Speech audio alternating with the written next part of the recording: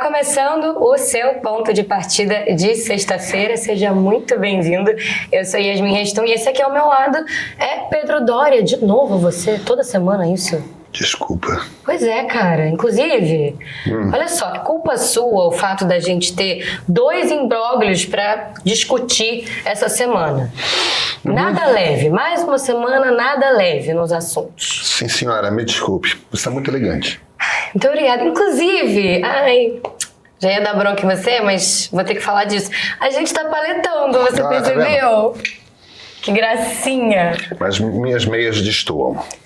Tinha que ser, né? Querendo lacrar. Perdão. Negócio de lacração. É. Inclusive, isso tem tudo a ver com o que a gente vai falar hoje. Tem? Tem tudo a ver. Mas é contra ou a favor? Pedro, sinceramente, eu não vou... Olha só, primeiramente a gente vai ter que falar sobre esse assunto aí de governabilidade, um palavrão, que basicamente significa que tá difícil para todo mundo. Vou tentar. A gente vai ter que discutir isso. E temos ainda o tema do Supremo Tribunal Federal, que avançou aí, digamos, na regulamentação aí, não regulamentação em si, não temos mesmo, mas avançou aí na responsabilização das Big Techs sobre o que é publicado nas redes sociais. Isso. Tem muita pergunta pedrada pra você, hein? Ferrou. Bora? Não, você não tem essa opção. então vamos.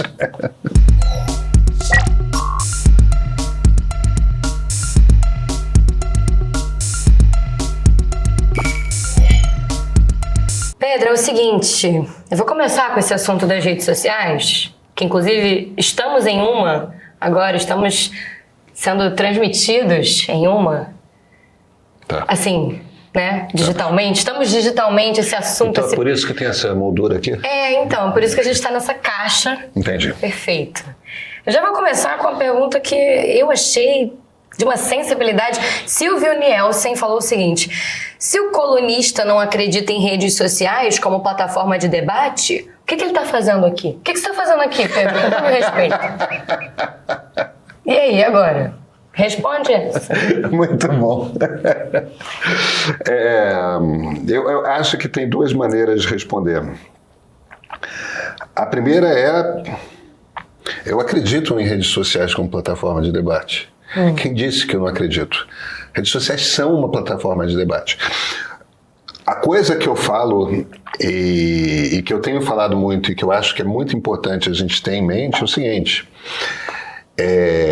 as plataformas, e aí pode ser o Google através do YouTube, pode ser a Meta através de Facebook e Instagram, pode ser a ByteDance com o TikTok, pode ser o Elon Musk através do X, ou quaisquer outras, Snapchat, o que você quiser. Tem um algoritmo que escolhe que comentários, que postagens, que vídeos, que textos, que áudios, o que vai ser visto por muita gente e que escolhe o que vai ser visto por ninguém. Claro, o algoritmo tem seus critérios, não importa se os critérios são bons, se são ruins, não importa. O algoritmo tem seus critérios. Então, no momento que as plataformas escolhem o que vai ser visto por milhões, escolhem o que não vai ser visto por ninguém, estão editando. Que é a mesma coisa que um jornal faz, que uma rádio faz, que uma televisão faz, que uma revista faz. Se você escolhe o que vai ter audiência e você escolhe o que não vai ter audiência, você é corresponsável por aquilo que é publicado, pelo impacto daquilo que é publicado. É só isso. Ninguém está dizendo que não é uma plataforma de debate. Claro que é. É claro que é. Então, a discussão aqui é sobre se há responsabilidade ou não da plataforma. É claro que há. Ela está editando, ela está fazendo escolhas, ela está dando audiência para uns e não dando para outros. E eu quero audiência, eu quero ser ouvido. Todos nós queremos. É só que eu sou responsável pelo que eu falo e quem escolhe que algo meu vai ser publicado é corresponsável por dar alcance. Inclusive isso está na Constituição, né? A gente precisa... Tá, em grande parte, quando você fala de imprensa, sim. É só que a gente precisa começar, esses negócios apareceram depois da Constituição, a gente precisa entender que as mesmas regras que variam para aqueles meios têm que valer para esses também, por conta desse princípio. Antes, quando não tinha algoritmo, você podia argumentar, mas elas não estão escolhendo o que vai ser divulgado. Mas a partir do momento que entram os algoritmos, que elas começam a escolher, isso muda. O segundo ponto é ainda mais simples. O público está aqui. Eu faço parte do debate público. Eu tenho que estar onde o público está. Perfeito. Eu acho que, na verdade, o Silvio trouxe essa colocação porque tem um momento em que você fala sobre convencimento nesse ponto de partida. Se eu não me engano, é o de... Segunda-feira. É o de segunda? É o de segunda.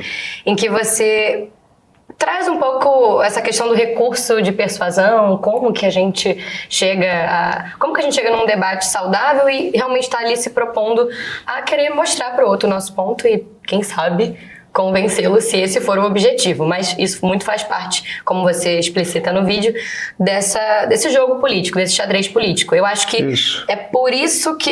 E tem um momento específico no vídeo em que você diz assim, algo do gênero, que essa questão do convencimento numa rede social, do jeito que as coisas estão hoje, meio que não se dá, assim, as pessoas não estão se ouvindo, elas estão berrando o que acham para cada lado. Isso. Então, eu acho que talvez por isso o Silvio tenha entendido que você não acredita nas redes como plataforma de debate. Eu acho que as redes podem ser plataformas de debate melhores e existe uma escolha na maneira que você calibra os algoritmos para acelerar alguns tipos de engajamento.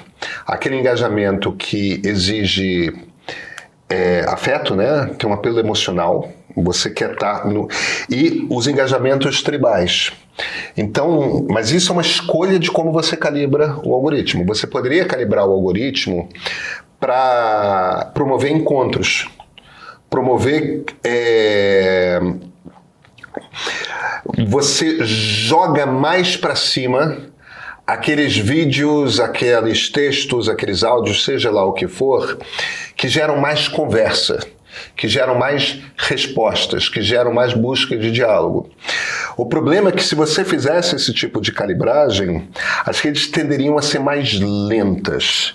As redes teriam menos dessa reação gutural, visceral, que fazem a gente ficar voltando e voltando e voltando e voltando e voltando e voltando. E não conseguir sair. E não conseguir sair.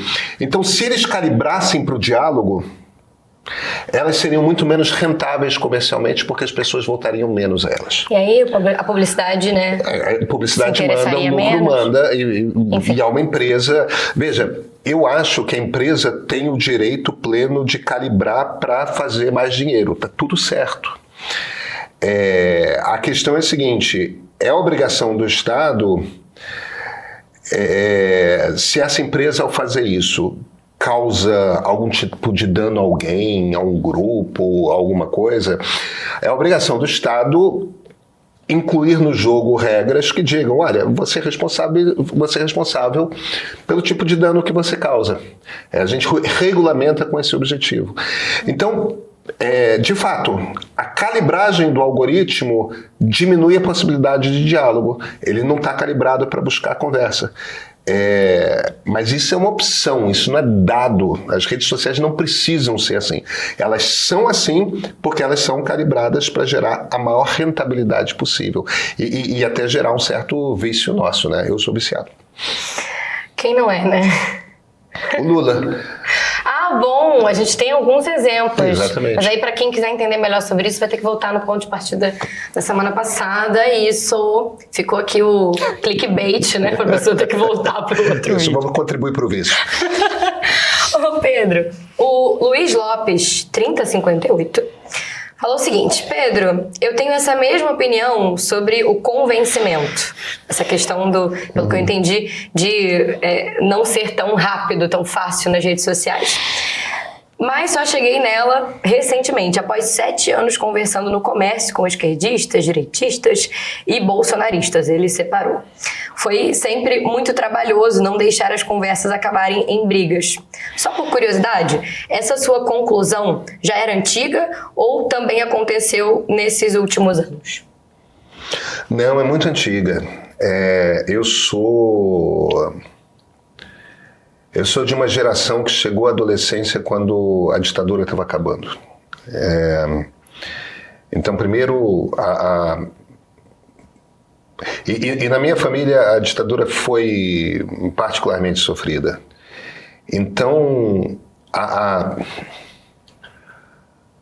emoção de haver liberdade, a emoção de promoção de diálogo,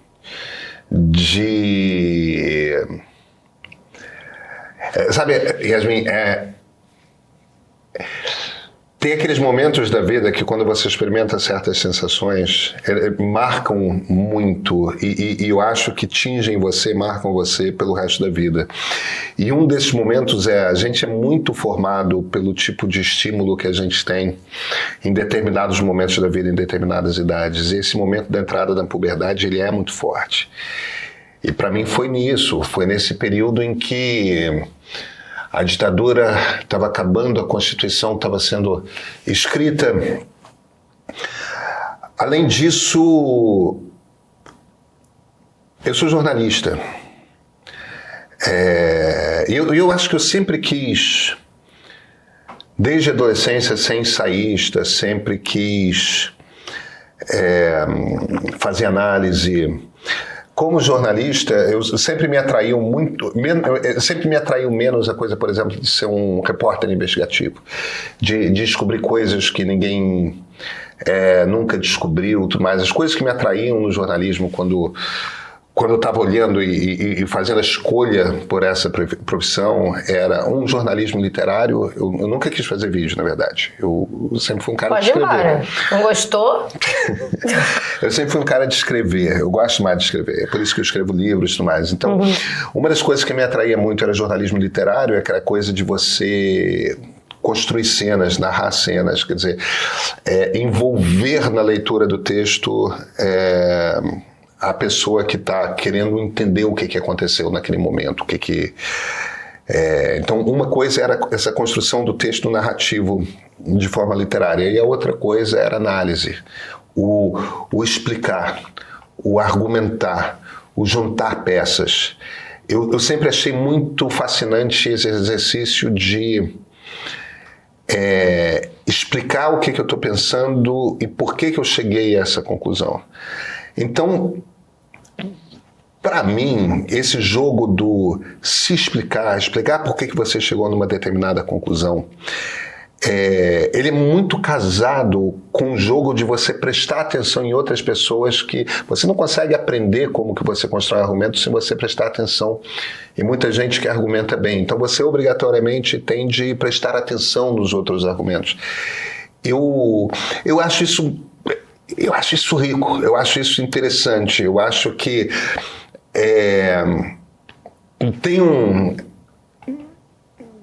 tem um fascínio muito grande para mim na diferença.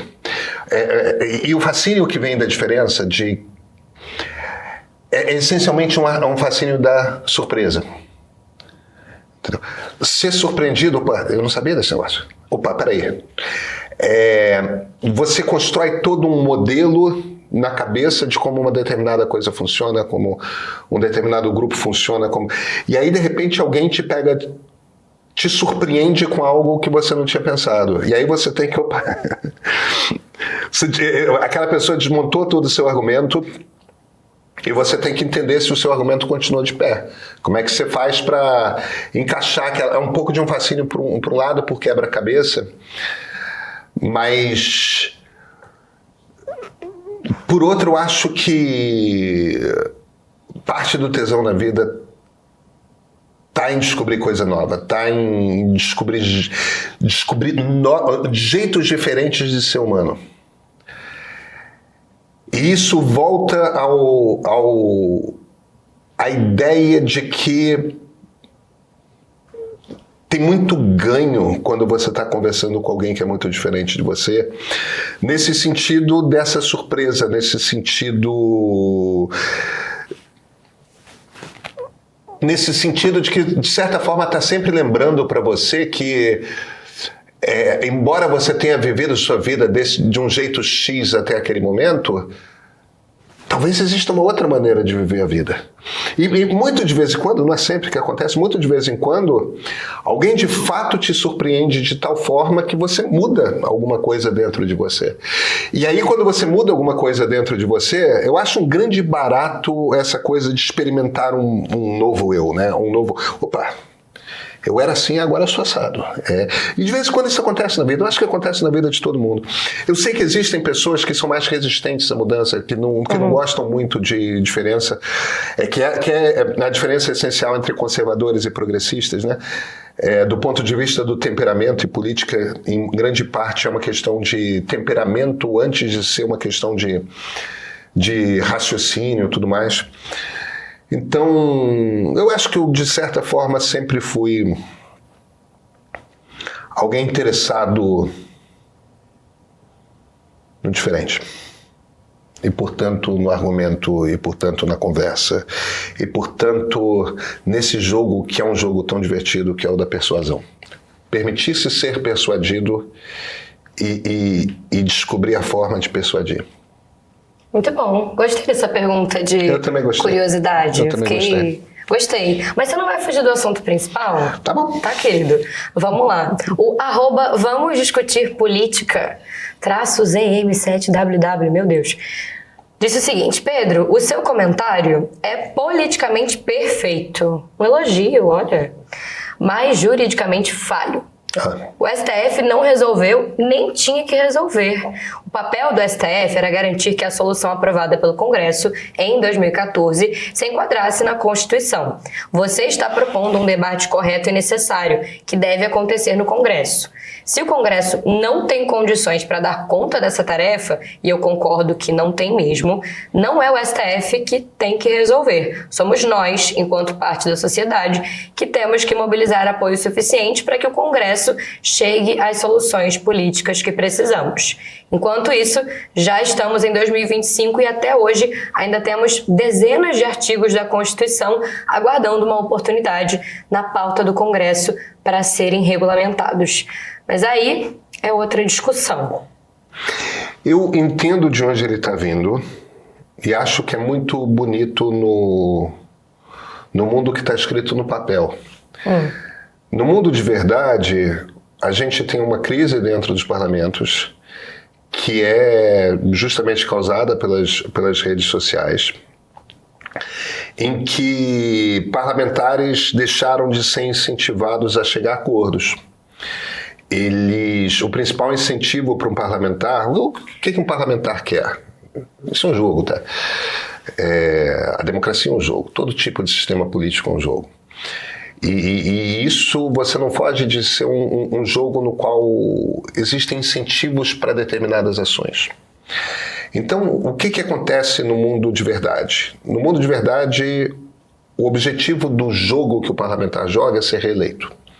Ele quer se manter no poder e, se possível, aumentar o seu valor como alguém com poder, né? E tendo mais poder.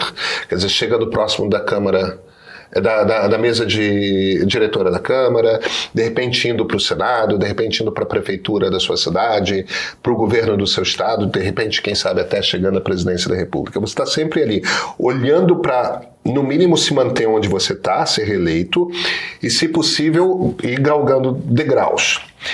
E as regras desse jogo variam de acordo com as condições do ambiente. E parte do ambiente hoje para os parlamentares é um ambiente no qual eles estão constantemente, toda hora, conversando com seus eleitores ou com seus potenciais eleitores através das redes sociais. E por conta da maneira como os algoritmos estão organizados, justamente nesse jogo da máxima interação, eu ia máximo falar movimento. Da lacração. Mas é lacração, é isso mesmo, lacração, mas é isso mesmo. O parlamentar deixou de ter um incentivo de chegar a acordo, que é o incentivo que ele tinha antes. Porque antes das redes sociais, você não estava em campanha 4 anos por mandato. Você estava em campanha nos 6 meses finais ou nos 8 meses finais do seu mandato. Fora disso, você estava no parlamento parlamentando, ou seja, falando, negociando, chegando a acordos.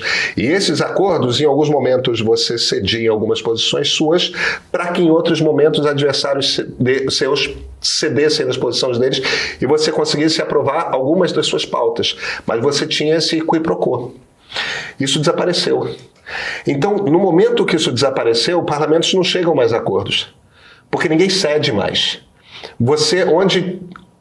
Numa estrutura que foi criada dentro da democracia para produzir consensos entre as diversas correntes de opinião da sociedade, você hoje vive de promover dissenso, de ficar lacrando o tempo todo para a rede social. Você está em campanha para se reeleger o tempo todo. E se você está em campanha para se reeleger o tempo todo, você nunca está parlamentando, você nunca está fazendo o seu trabalho como parlamentar, que é chegar a consenso, chegar a acordos.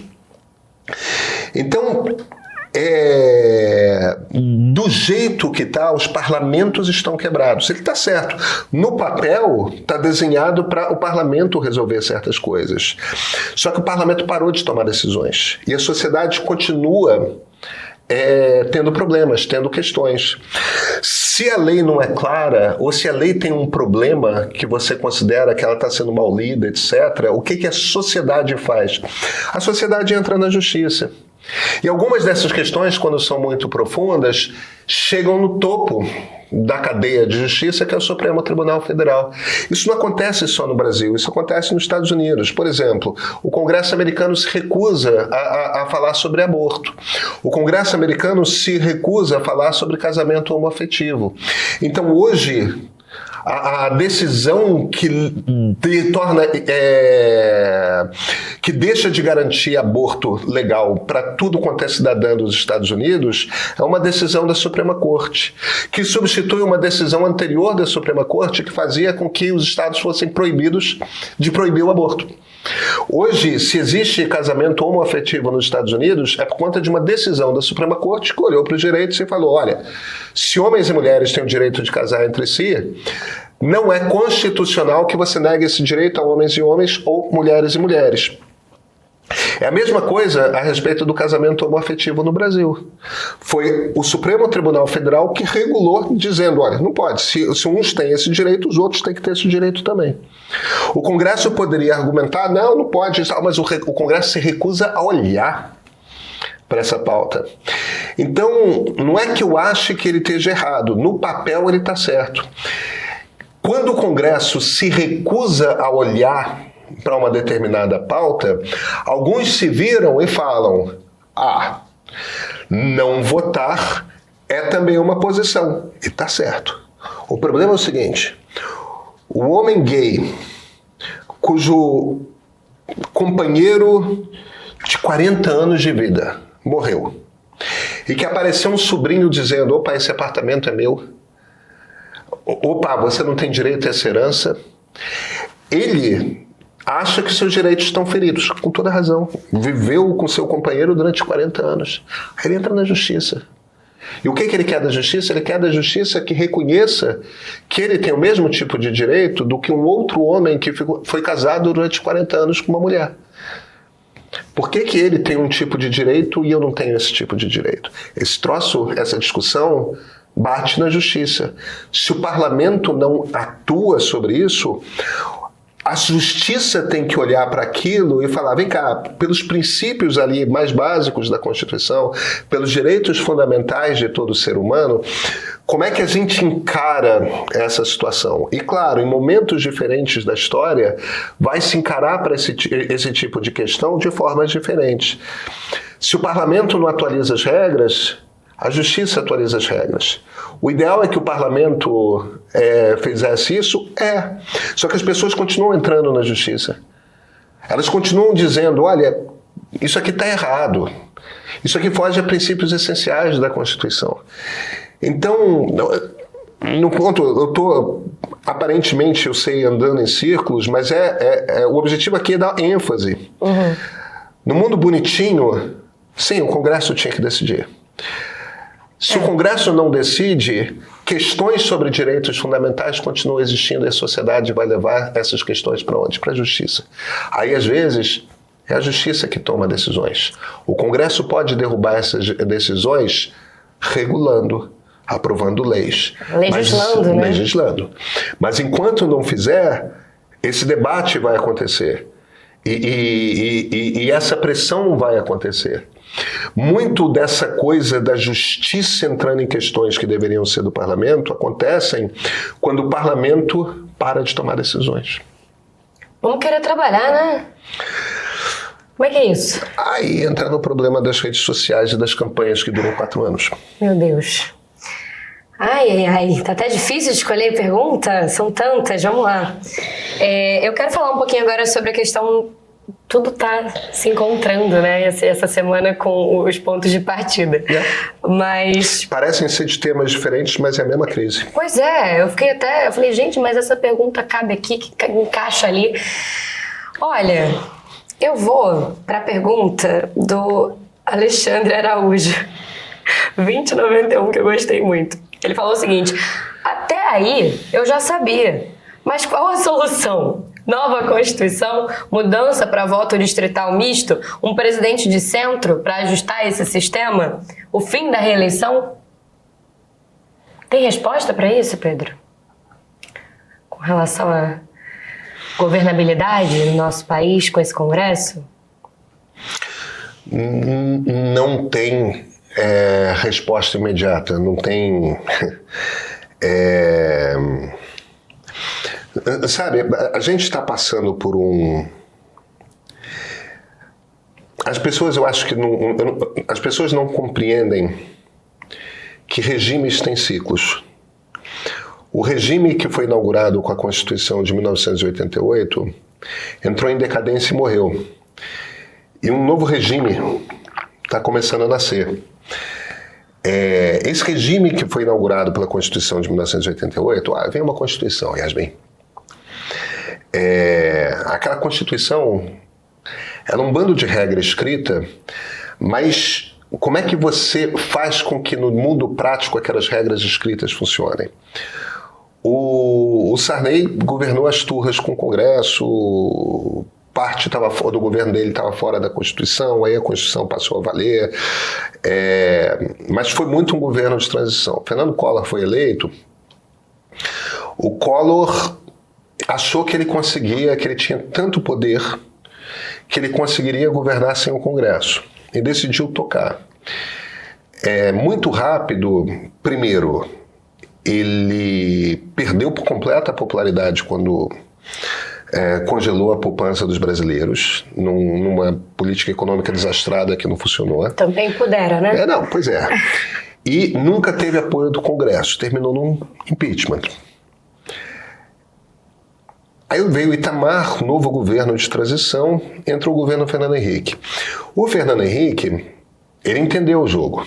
Então ele pegou alguns partidos grandes, dividiu o poder com esses partidos grandes, distribuiu ministérios, e assim ele tinha maioria no Congresso.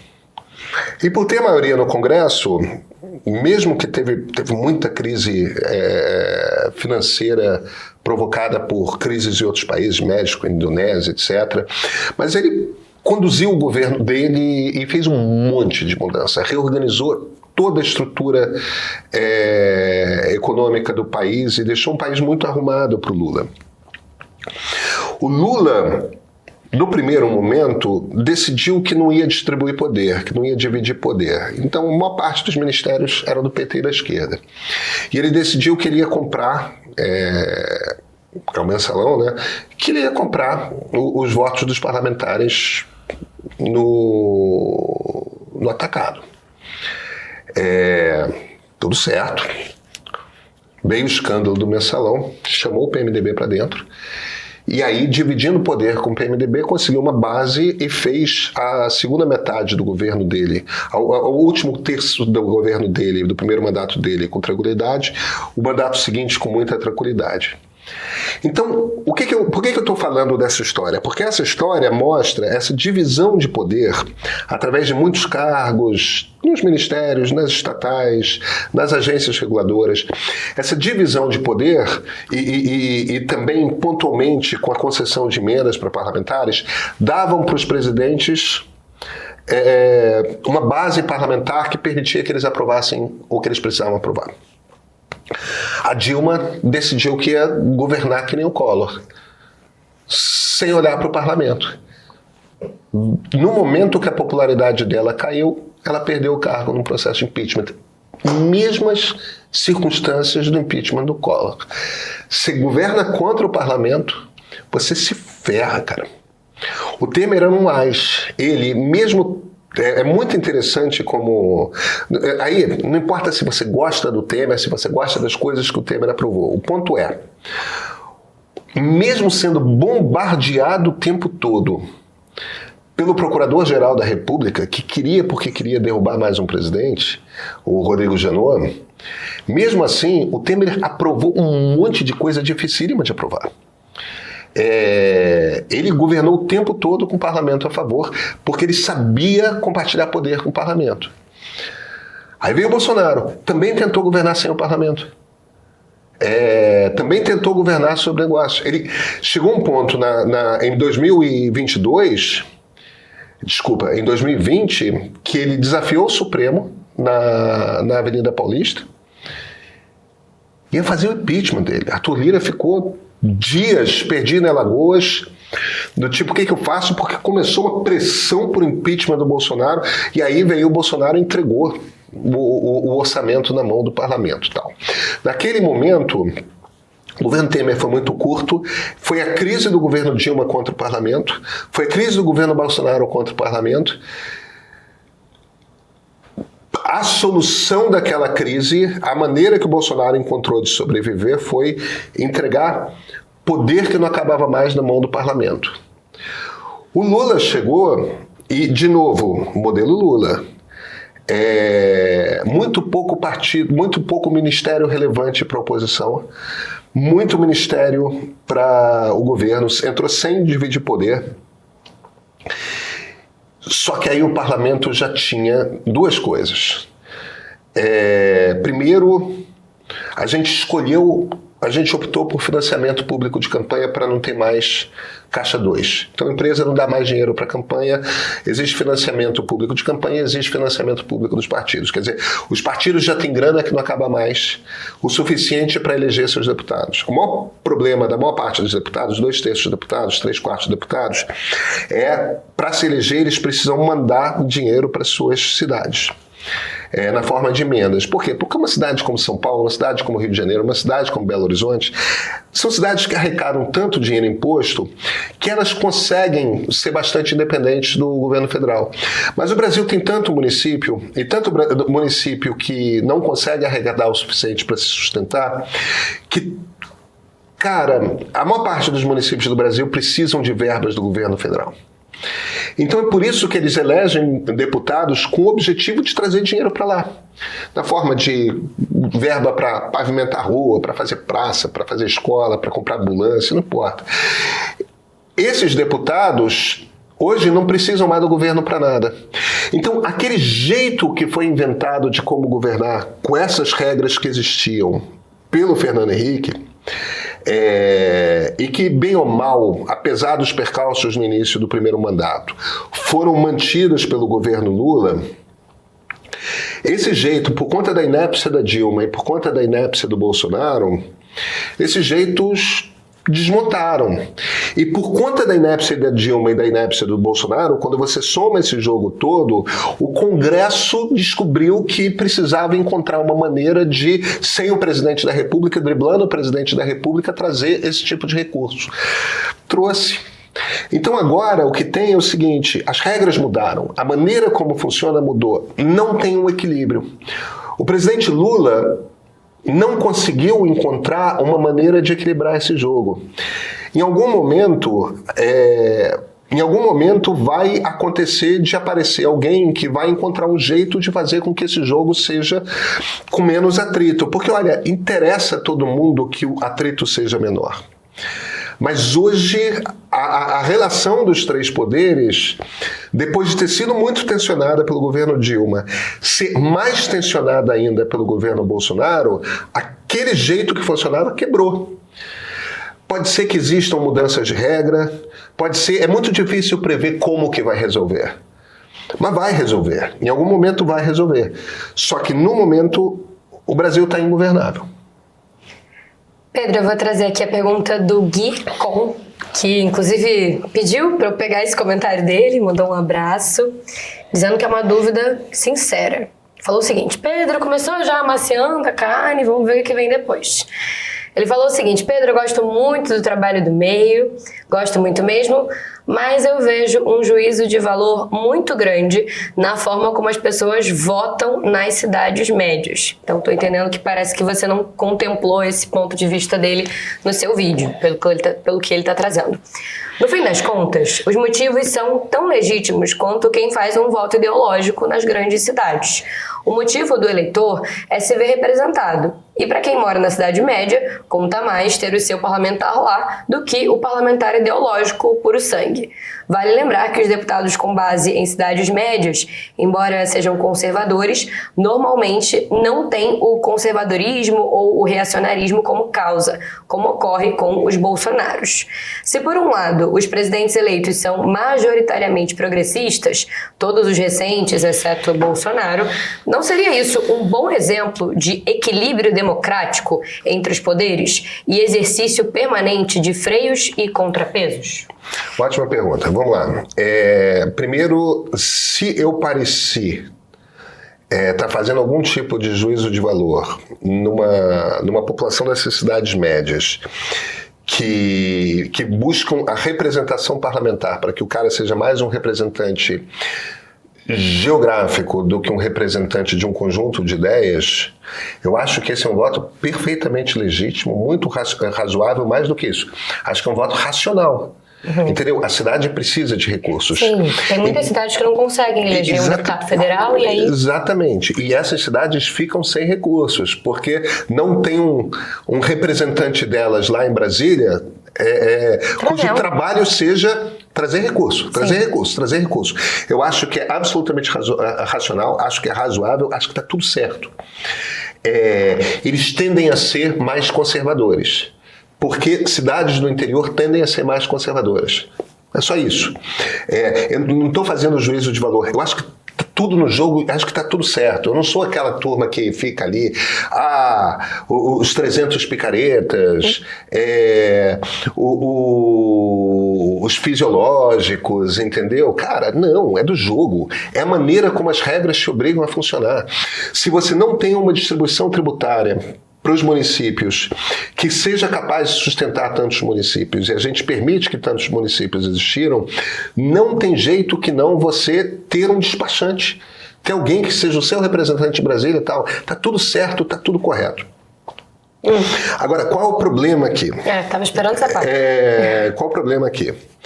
Se a gente tende a ter presidentes progressistas e câmaras de deputados, principalmente câmaras de deputados conservadoras, como é que um presidente progressista aprova suas pautas? Do jeito que o jogo está desenhado, esse presidente nunca vai conseguir aprovar nada. Então tem um problema de desenho institucional. O problema não é do eleitor. O problema foi de quem desenhou as regras do jeito que elas estão.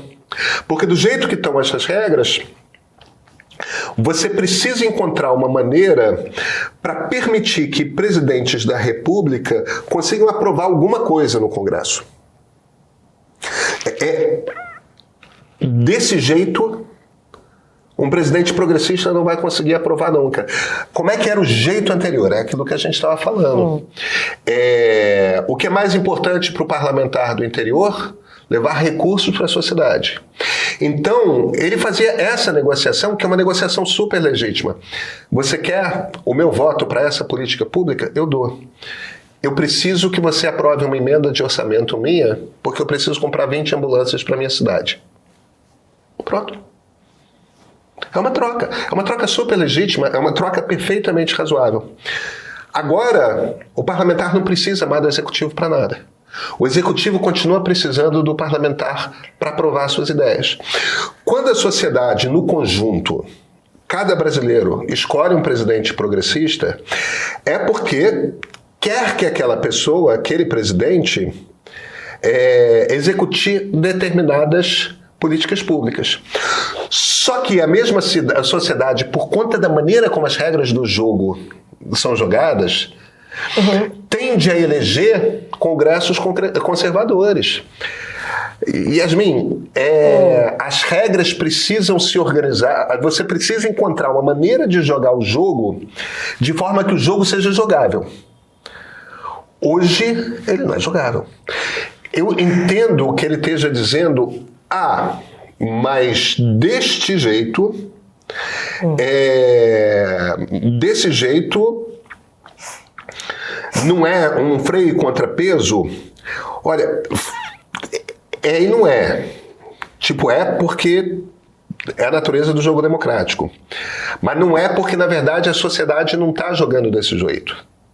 O que a sociedade está... Quando a sociedade, no interior, vota num determinado parlamentar, ela não está necessariamente votando para que o parlamentar bloqueie tudo que o presidente faz, ela está votando para que o parlamentar traga emendas. Como é que é nos Estados Unidos, por exemplo, que é um exemplo que todo mundo conhece? Como os Estados Unidos são bipartidários, a diferença entre o partido do governo ser maioria na Câmara ou minoria é sempre pequena. É sempre pequena. Porque só tem 2 partidos, então aproximadamente metade de um partido, aproximadamente metade do outro partido. E aí o que os americanos fazem? Sabe qual é o tamanho de um mandato de um deputado federal nos Estados Unidos? 2 anos. Qual o mandato do presidente? 4 anos. Então o que acontece? A sociedade vota numa Câmara dos Deputados e vota no presidente da República. Deixa o presidente governar por 2 anos. Aí, no meio do mandato, toma a decisão se vai, e os americanos estão acostumados com esse sistema e votam assim, se vai dar para o presidente maioria na Câmara para a segunda metade do mandato dele ou não. Tem que ver se ele merece, né? Exatamente, exatamente. E aí a sociedade se organiza para... Esse é um sistema que... Eu não estou dizendo que a gente tenha que adotar esse sistema, eu não acho que seja o sistema ideal para o Brasil. Mas aquilo é uma maneira de você organizar as regras do jogo, entendeu? Um sistema que favorece o bipartidarismo, que faz eleição no meio do mandato, que o mandato do deputado federal é curto, e que a principal missão do deputado federal é... O americano entende que o deputado federal tem 2 missões. Uma é sempre trazer recursos para o seu condado, para o seu distrito. E 2, é apoiar ou não apoiar o presidente. O eleitor americano está pensando o tempo todo, ele já sabe que aquele deputado, o trabalho dele é trazer recurso. Não é só o eleitor do interior. Não. Todo eleitor entende que o trabalho do deputado é trazer recurso. Todo eleitor entende isso. E 2, mas não importa se ele vai votar no republicano ou no democrata, aquele parlamentar sempre vai trazer recursos para o seu distrito. Porque todo deputado é distrital. Aí, já que todo deputado vai trazer recurso, ele tem a segunda pergunta, eleitor, tem a segunda pergunta que ele tem que responder. Eu quero que esse deputado ajude o presidente a governar, ou quero que esse deputado impeça o presidente de continuar fazendo o que ele quer fazer? Aí ele faz essa escolha, e essa escolha determina se o presidente vai ter maioria ou minoria na Câmara. O ponto, de novo, não é um elogio ou uma crítica. O sistema alemão é parlamentarista e funciona com um voto distrital misto. O sistema inglês funciona. O nosso sistema, que é muito instável e mexe suas regras o tempo todo, o nosso sistema não está funcionando. Ele não permite a possibilidade de governança. Isso quer dizer que a gente precisa encontrar algum tipo de maneira de equilibrar dentro das regras esse sistema, ou então mudar as regras para fazer que o sistema chegue ao equilíbrio. Mas o presidente tem que ter... A sociedade tem que... O jogo tem que ser jogado de uma tal forma em que a sociedade consiga fazer essa escolha, entendeu? De se vai dar um parlamento para o presidente ou não. Hoje isso não acontece. Isso não está previsto no jogo, da maneira como o jogo é jogado. A sociedade não compreende que o jogo deveria funcionar assim. Então no fim das contas, as regras do jogo não permitem que o jogo leve a um resultado positivo para um governo progressista. Isso é um problema. E claramente os deputados estão achando ótimo aprovar ainda mais parlamentares nesse momento, né? Claro, aí entra o fisiologismo, tá? É claro. Mas Pedro, deixa eu fazer uma última provocação a você com 2 comentários. Uma da Cláudia Roveri, 907, que ela diz o seguinte: não, Pedro, me desculpe. Do jeito que está, nenhum presidente, seja de esquerda, seja de direita, vai governar. Os congressistas estão cada vez mais tomando gosto por governar através das emendas, sem a responsabilidade de ter que manter as contas em dia e sem discutir as questões relevantes do país. Está na hora de falarmos em parlamentarismo ou de um sistema misto como o de Portugal ou França, para que possamos saber quem responsabilizar corretamente pelas políticas públicas ou pela falta delas. E para complementar, achei interessante esse comentário do Matheus Starling, que diz o seguinte: o ponto é que não elegeram o Lula por ele ser progressista. O povo é conservador e o voto em Lula nada tem a ver com querer um rumo progressista para o Brasil. Eu fiquei querendo que o Matheus falasse mais. Vamos mas... lá. Você falou, não que eu concorde com esse sistema dos Estados Unidos, mas eu fiquei curiosa pensando qual que você acha que seria o ideal, então. Mas enfim, muitas provocações. Uma das coisas eu acho que o voto distrital misto ajudaria, mas eu acho que a gente devia entrar nessa discussão em outro dia, senão Tá bom. a gente... Tudo bem. Senão a Beca vai brigar com a gente. Eu permito. A Beca vai brigar com você. Não, ela vai. Ela é brava. Eu sei. Yasmin, vamos lá. Eu discordo do primeiro comentário da Cláudia, não é isso? Da Cláudia. Isso. Eu discordo da Cláudia. É um congresso conservador, tendemos a ter congressos mais conservadores. Um presidente conservador tende a querer aprovar projetos, emendas que tendem a ser do agrado desses parlamentares. E, portanto, ele vai ter muito mais facilidade de aprovar. Por quê? Porque há um encontro ideológico. O problema é que se o Congresso é sempre conservador, quando elegemos presidentes progressistas, e a tendência no Brasil é que os presidentes sejam progressistas, vai ter um atrito. Então o problema não é só com os presidentes de direita, desculpa, não é só com de ambos, é só com os presidentes de esquerda, ali que tem atrito. Aí... A questão do Bolsonaro, na verdade, foi outra, que ele tentou governar sozinho. Então, acho que não se aliando tanto ao Congresso no primeiro momento, então é diferente. A questão do Bolsonaro foi uma questão de... Talvez ele era golpista.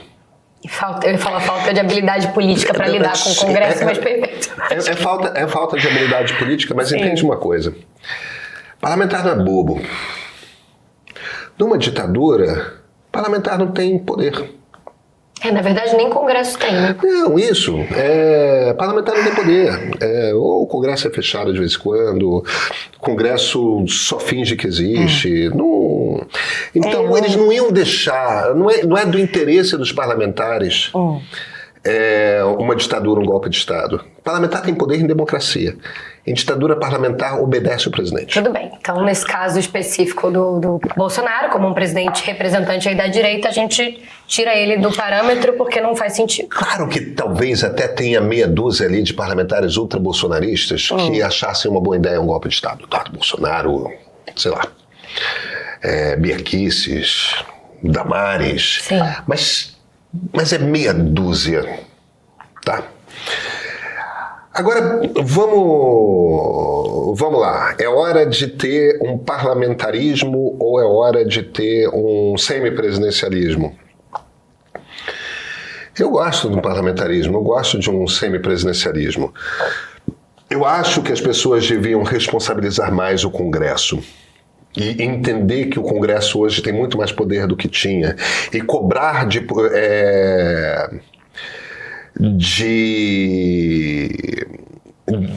cobrar não só do presidente da República, mas também dos parlamentares pelas decisões de governo. Eu acho tudo isso. Eu só não acho que a coisa seja tão preto no branco. O presidencialismo também pode funcionar. Veja, eu sou parlamentarista. Eu gosto muito mais de parlamentarismo do que de presidencialismo. O problema é que a gente já fez 2 plebiscitos na história do Brasil perguntando à sociedade brasileira se ela queria um parlamentarismo ou um presidencialismo. A sociedade brasileira sempre escolheu o presidencialismo. A mim parece que a gente tem uma cultura que é presidencialista. Pode ser que o Congresso decida aprovar o parlamentarismo. Eu não sei por que eles fariam isso. Porque no momento eles estão numa situação em que eles têm muito poder e pouca cobrança. Aí a gente volta àquela coisa de... A gente está estimulando o quê, né? O que você ganha com essas regras se você muda as regras? E esse jogo dos estímulos, entendeu? Ele conta. A gente está num nó. Eu acho que esse nó se desata, mas demora para desatar, sabe? Tá bom, tudo bem. Agora a questão do Lula a gente vai tratar em outro momento, é isso? Desculpa, qual era a questão do Lula mesmo? A questão que o Matheus trouxe, o Matheus Stalin, que ele falou que o Lula não foi eleito por ser um presidente progressista, que na verdade nós somos uma sociedade conservadora e que o Lula foi eleito por outros motivos. Ele não desenvolveu mais. Olha, eu concordo que o Lula foi eleito. Eu sou um. Eu não votei o Lula porque eu sou socialista, eu não sou socialista. Eu tenho profundas desavenças sobre política pública com o Lula. Então eu concordo com ele. Aquela diferençazinha que o Lula teve contra o Bolsonaro, a gente tem que olhar quais são os eleitores que não votariam no Lula, mas votaram apenas porque o Bolsonaro estava do outro lado, que é o meu caso. E é o caso de muita gente. Muita gente nas periferias e nas cidades grandes, na classe média das cidades grandes, muita gente como eu, que é liberal progressista. Que são os dois grupos, né? As mulheres periféricas, com o problema das armas e com a questão da saúde e da educação durante a pandemia, que viraram as costas para o Bolsonaro, e a classe média das grandes cidades, que é liberal progressista. Essa turma é a turma que não votaria no Lula e votou. Então, nesse sentido, ele está certo. Se você vai olhar, o que garantiu a vitória do Lula não foi um voto de esquerda, foi um voto anti-Bolsonaro. É verdade? Só que o Lula é o presidente eleito.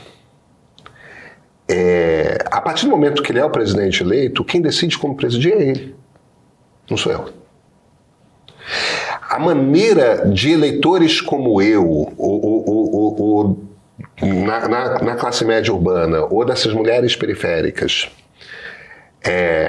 punir o Lula como eleitores por ele ter conduzido um governo de esquerda, quando a gente não queria um governo de esquerda, a gente queria um governo consensual entre muitos arcos de correntes de opinião, a solução é derrotá-lo no voto na próxima eleição.